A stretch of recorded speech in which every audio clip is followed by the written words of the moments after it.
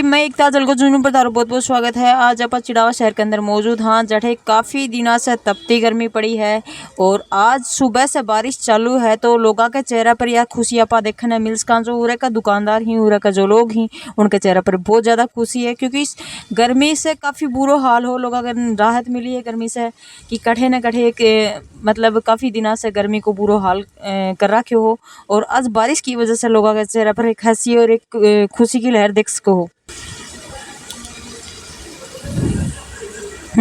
तो वीडियो में ज़्यादा शेयर करना है, अपनी की राय है वह कमेंट बॉक्स में देनी है। धन्यवाद।